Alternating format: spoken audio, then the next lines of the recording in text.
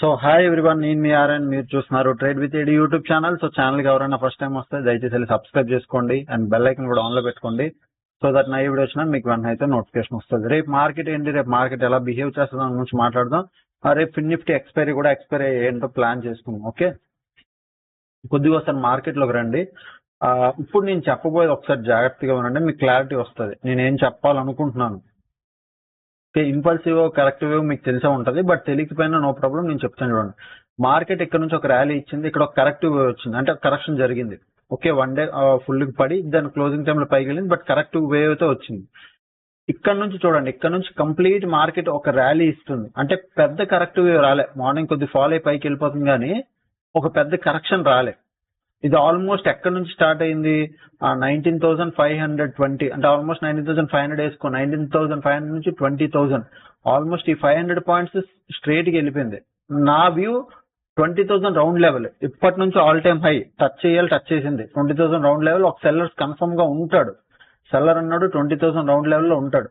So ఒక pull back రావచ్చు, అంటే కొద్ది కిందకి రావచ్చు. నేనేమంటున్నాను, బాగా పడిపోద్ది అనట్లేదు, అర్థమవుతుందా నేనేం చెప్పాలనుకుంటున్నాను. ఒక కరెక్షన్ వస్తుంది అంతే. అది రేపు మార్నింగ్ గ్యాప్ అప్ ఓపెన్ అయ్యి వస్తుందో, రేపు ఓపెన్ అవడం వస్తుందో, కొద్ది టైం తీసుకొని వస్తుందో, అది రేపే తెలుస్తుంది. అది మనకిప్పుడు మనం కన్ఫర్మ్ గా రేపు ఇది జరిగిపోద్ది అని నేను చెప్పలేను, అంటే అనలైజ్ చేసి రేపు ఇదే అయిపోద్ది అన్ను. బట్ కరెక్ట్ మూవ్ అయితే ఒకటి వస్తుంది, అది గుర్తుపెట్టుకోండి. ఓకే, ఇప్పుడు నేను 20,000 దగ్గర సైకలాజికల్ గా మంచి లెవెల్, 20,000 అంటే కరెక్ట్ గా అక్కడ ఆగింది, బట్ అది ఒక జోన్ కింద పెట్టుకోండి. ఓపెన్ ఇంట్రెస్ట్ లోకి వెళ్దాం. First of all Nifty 50 open interest చూస్తే 20,000 స్ట్రాంగ్ రెసిస్టెన్స్.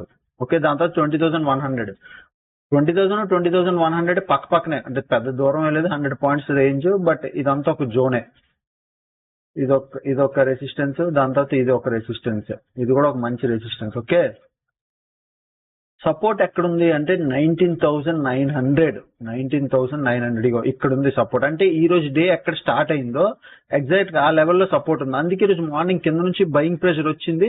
నేను జస్ట్ ఈ లెవెల్ బ్రేక్ అయ్యాక నేను కాల్ ఆప్షన్ బై చేయమన్నాను టెలిగ్రామ్ లో, గుర్తుపెట్టుకోండి.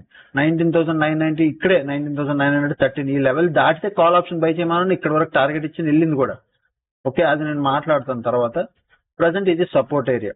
ఓకే, దాని కింద ఇంకేదైనా సపోర్ట్ ఉంది అంటే 19,900 కింద 19,800 ఉంది, మళ్ళీ 19,500 ఉంది, ఉన్నాయి కింద సపోర్ట్లు ఉన్నాయి. కింద ప్రతి దగ్గర సపోర్ట్ ఉంది, ఎందుకంటే మార్కెట్ ఇంత పైకి వచ్చింది కాబట్టి ఇప్పుడు ప్రతి లెవెల్ ప్రతి స్వింగ్ సపోర్ట్ కింద పనిచేస్తుంది. ఇది సపోర్టు, ఇది సపోర్టు, ఇది సపోర్ట్, ఇది సపోర్ట్. సో ఇవన్నీ సపోర్ట్ల కింద ఉన్నాయి కాబట్టి సపోర్ట్లకి ఏం బాధ లేదు.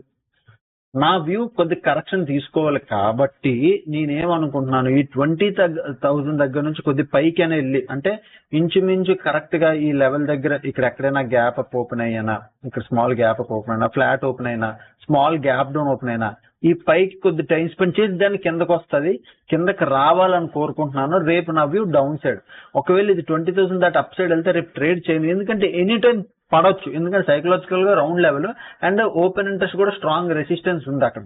ఓకే, సో నేను ఒక పుట్ ప్లాన్ చేస్తాను, అది డిపెండ్స్. ఇగోండి ఇప్పుడు ఈ రోజు మార్నింగ్ ఓపెన్ అయ్యింది, ఓపెన్ అయ్యి కొద్ది టైం స్పెండ్ చేసి హై బ్రేక్ అయ్యే తర్వాత కంటిన్యూ పైకి వెళ్ళిందా, అలాగే రేపు ఇక్కడ ఎక్కడ ఓపెన్ అయినా కొద్ది టైం స్పెండ్ చేసి దెన్ లో బ్రేక్ అవుతుంది చూసారా, ఆ లోలో పుట్ తీసుకుని కూర్చోండి, లేదా కాల్ సెల్ చేసుకుని కూర్చోండి. కాల్ సెల్ చేసుకుని కూర్చోండి, ఇది బెటర్. తక్కువ ఒక లాట్ మీకు 20,000 30,000 పన్నా పర్లేదు, కాల్ సెల్ చేసుకుని కూర్చోండి, డబ్బులు ఇస్తుంది. ఓకే, ఇది నిఫ్టీ 50. బ్యాంక్ నిఫ్టీకి వెళ్దాం. బ్యాంక్ నిఫ్టీకి వచ్చేసరికి bank Nifty open interest weekly.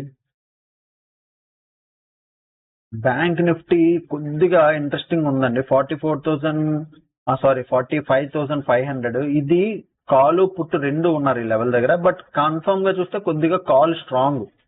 Okay, call put ఇద్దరు ఉన్నారు, బట్ మీరు నార్మల్ గా చూస్తే అక్కడ గ్రీన్ కలర్ ఎక్కువ ఉంది కాబట్టి పుట్ స్ట్రాంగ్, అంటే మార్కెట్ ఏంటి పైకి వెళ్తుంది, సపోర్ట్ స్ట్రాంగ్ గా ఉంది, పైకి వెళ్ళడానికి చూస్తుంది.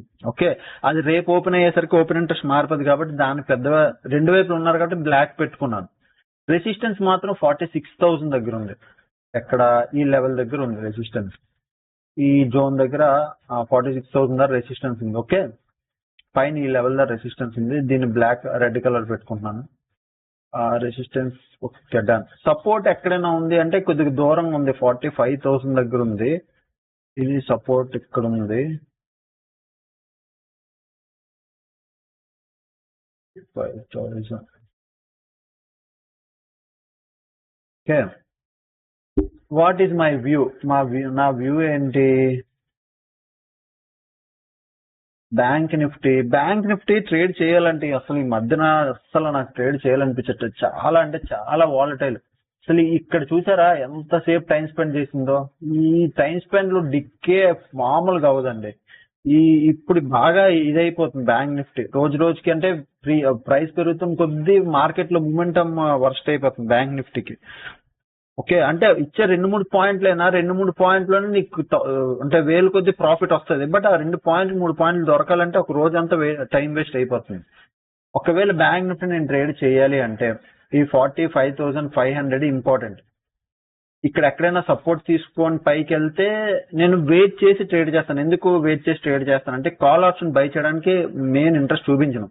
నిఫ్టీ పడుతుంది, బ్యాంక్ నిఫ్టీ పైకి వెళ్తే రెండు వేరువేరుగా ట్రేడ్ అవుతున్నాయి. సో అప్పుడు నేను ట్రేడ్ చేయను. ఇన్ కేస్ ఇక్కడ ఎక్కడైనా ఓపెన్ అయ్యి కొద్ది పైకి ఎక్కడైనా వెళ్ళి రిజెక్షన్ తీసుకొని, ఓకే రిజెక్షన్ తీసుకొని, లేదా ఇక్కడ ఫ్లాట్ ఓపెన్ అయ్యి లేదా కింద గ్యాప్ డౌన్ ఓపెన్ అయ్యి ఈ 45,500 ని రిజెక్షన్ తీసుకొని మార్కెట్ కిందకి వెళ్ళి అదే టైంలో నిఫ్టీ కూడా కిందకి వెళ్తే అప్పుడు నేను బ్యాంక్ నిఫ్టీలో మీరు పుట్టు బై చేయడానికి ప్లాన్ చేయండి, నేను కాల్ సెల్ చేసుకుంటాను. ఇలా మీరు ప్లాన్ చేసుకోండి. బట్ బ్యాంక్ నిఫ్టీ నన్ను వదిలేసాను, నాకు అడిగితే నేను వదిలేసాను. నిఫ్టీ ఎందుకు చెప్తాను అంటే కొద్ది ప్రాపర్ గా ఉంది నిఫ్టీ అది. ఓకే, ఇంక ఫిన్ నిఫ్టీకి వెళ్దాం. ఫిన్ నిఫ్టీ వీక్లీ ఇంకా రేపట్లో వెళ్ళి ప్రతిరోజు ఎక్స్పైరీ నీటి మనం చూసుకుంటా ట్రేడ్ చేసుకోవాలి.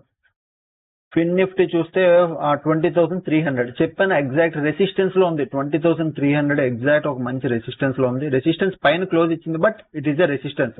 ఇదంతా స్ట్రాంగ్ జోనేనండి, ఇదంతా స్ట్రాంగ్ జోనే. సపోర్ట్ ఎక్కడ ఉంది? 20,200.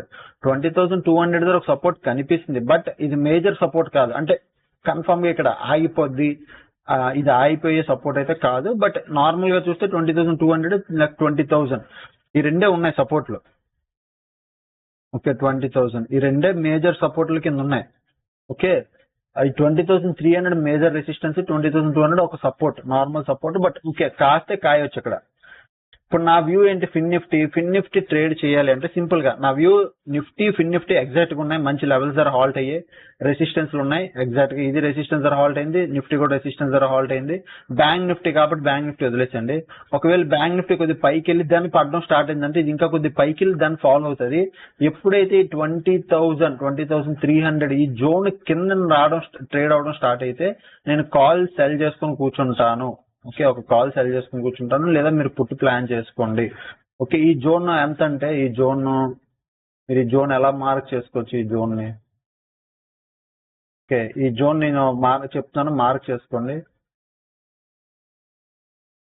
ఈ జోన్ 20,313 నుంచి 20,299 వరకు ఇది జోన్. సో ఈ జోన్ దగ్గర మార్క్ చేసుకోండి. ఇక్కడ నుంచి మార్కెట్ కిందకి వస్తే నేను కాల్ సెల్ చేస్తాను, మీరు పుట్టు బై చేసుకోవచ్చు, లేదా మీరు కూడా కాల్ సెల్ చేసుకోండి. It will be a good thing. నేను ఎందుకంటే నా పాయింట్ అర్థం చేసుకోండి. ఇక్కడ నుంచి మార్కెట్ కొద్ది టైం స్పెండ్ చేసి కిందకి వచ్చినా మీకు డికే అనేది అవుతుంది కాబట్టి డబ్బులు వచ్చేస్తాయి. ఓకే, అది నేను ఫిన్ నిఫ్టీలో నేను చేసుకునే ప్లాన్. నా వ్యూ ఒక కరెక్షన్ రావాలి, మార్కెట్ చాలా పైకి వెళ్ళింది, ఒక కరెక్షన్ రావాలి, అది ఇంపార్టెంట్ లెవెల్ దగ్గర ఆగే కాబట్టి కరెక్షన్ ఎక్స్పెక్ట్ చేస్తున్నాను.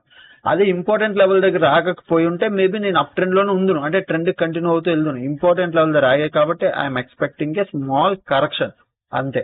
ఓకే, ఇది Nifty bank Nifty. Global market పరిస్థితి ఏంటి? రండి, గ్లోబల్ మార్కెట్ ఎస్జిఎక్స్ నిఫ్టీ చూడండి, 20,060 ఎగ్జాక్ట్ 20,000 పైన 60 పాయింట్స్ పైకి కిందకి హాల్ట్ అయ్యింది.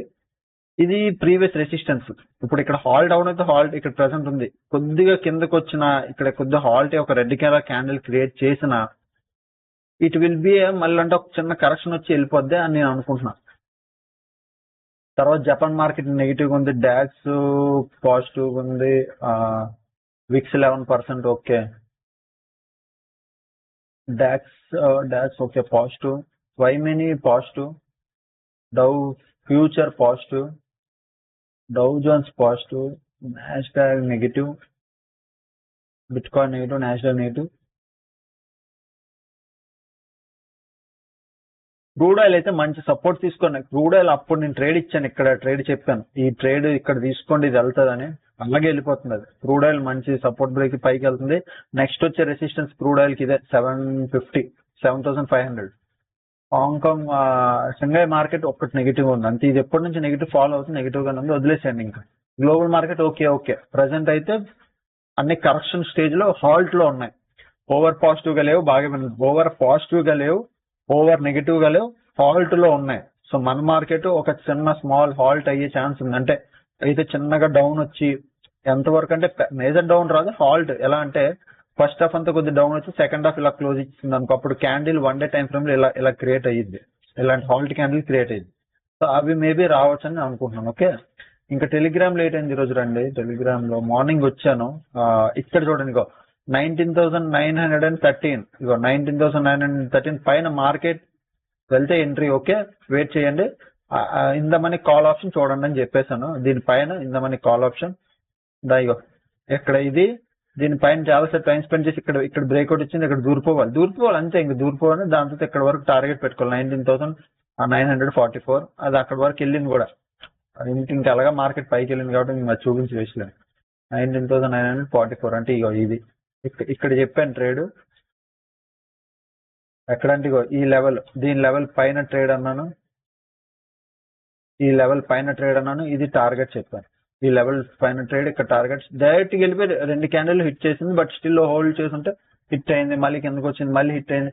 అంటే నేను ఏమంటున్నానంటే చూడండి, ఇక్కడ మెయిన్ ప్రాబ్లం ఏంటి తెలుసా, మార్కెట్ పైకి వెళ్ళింది, బాగా ఉండండి, పైకి వెళ్ళింది. బట్ మీరు అనుకున్నట్టు ప్రీమియం పెరుగుతూ వెళ్ళింది అనుకుంటున్నారా? ఇంత వెళ్ళిందా, మళ్ళీ సగం, ఇంత ప్రీమియం పెరిగిందా, సగం పడిపోయింది. మళ్ళీ ఇక్కడ పెరిగింది, మళ్ళీ సగం హాఫ్ పడింది, మళ్ళీ పెరిగింది, మళ్ళీ పడింది, మళ్ళీ పెరిగింది, ప్రీమియం మళ్ళీ కాస్ట్ వచ్చింది.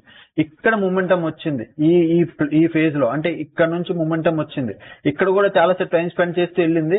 ఇక్కడ కాస్ట్ ఇక్కడ ఒక షార్ప్ మూమెంటం రావడానికి ట్రై చేసింది, ఇక్కడ వచ్చింది. బట్ ఈ లోపల మనకి ఇక్కడ తిన్న స్టాప్ లెస్ ఇంకెక్కడా తినం. అప్పటికి మనకి ఇంకా చిరాకు వచ్చేస్తుంది, ట్రేడ్ చేయబుద్ధి అవదు. మోస్ట్లీ సెల్లింగ్ సైడ్ కూర్చోవడానికి ట్రై చేయండి. ఫ్యూచర్ లో సెల్లింగ్ లో మీకు అర్థం అవట్లేదు, సెల్లింగ్ లో స్కోప్ చాలా ఎక్కువ, డబ్బులు వస్తాయి. ట్రేడింగ్ లో లాంగర్ రన్ లో ఉండాలంటే బయింగ్ కన్నా సెల్లింగ్ లో ఉండడానికి ట్రై చేయండి. ఓకే, సో ఐ హోప్ మీకు వీడియో నచ్చింది అనుకుంటా. ఇంకా ఛానల్ ఎవరైనా ఫస్ట్ టైం వస్తే దయచేసి సబ్స్క్రైబ్ చేసుకుని అప్పటికి వీడియోస్ చూస్తానండి, ఎంజాయ్ చేస్తానండి. Thanks for watching, bye.